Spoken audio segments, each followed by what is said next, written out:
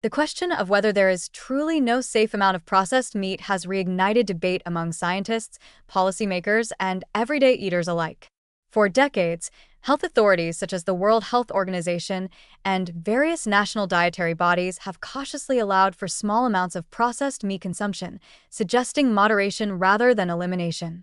However, a growing body of biochemical and epidemiological evidence is prompting a more critical reevaluation, one that challenges the long-held assumption that a little bit of bacon, sausage, or deli meat can be harmless if kept in check. Processed meats are defined as meats that have been smoked, salted, cured, or chemically preserved, methods intended to extend shelf life and enhance flavor.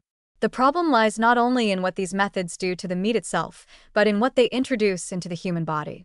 Nitrites and nitrates, which are commonly used as preservatives, can form carcinogenic compounds called nitrosamines during digestion. Frequent exposure to these substances, even at low doses, is now considered a credible risk factor for colorectal and stomach cancers. Studies have consistently shown that regular intake, as little as 50 grams per day, roughly the size of one hot dog, can significantly increase cancer risk over time. More recent investigations, including large-scale cohort studies and meta-analyses, suggest that there may be no truly safe threshold.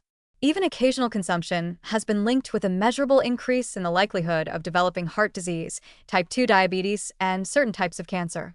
These findings challenge the rationale behind global guidelines that allow moderate intake, typically framed around 1 to 3 servings per week.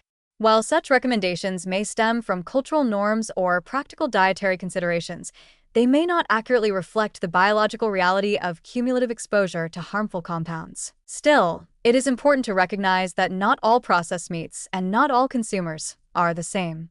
The health impact of these foods can be influenced by genetics, gut microbiota composition, lifestyle factors, and overall diet quality.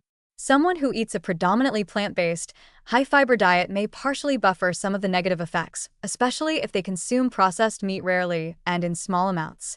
Moreover, public health messaging that insists on total avoidance could backfire if perceived as extreme or unrealistic, leading to diminished trust in dietary recommendations overall. On the other hand, viewing processed meats as a sometimes food or an indulgence, rather than a staple, may be a more honest and effective way to encourage behavioral change without alienating consumers. The shift in food culture toward minimally processed, whole food diets creates an opportunity to reframe what a meal looks like, placing vegetables, legumes, whole grains, and unprocessed proteins at the center of the plate. For many, moving away from processed meat can also be a gateway to broader dietary improvements, with additional benefits for cardiovascular health, weight management, and longevity. Ultimately, while the scientific consensus continues to evolve, the trend is clear.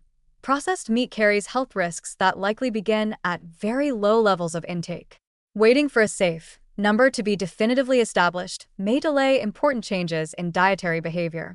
Rather than seeking a precise cutoff point, individuals may benefit most from minimizing or replacing processed meats wherever possible, not out of fear, but out of a proactive desire to support long-term wellness.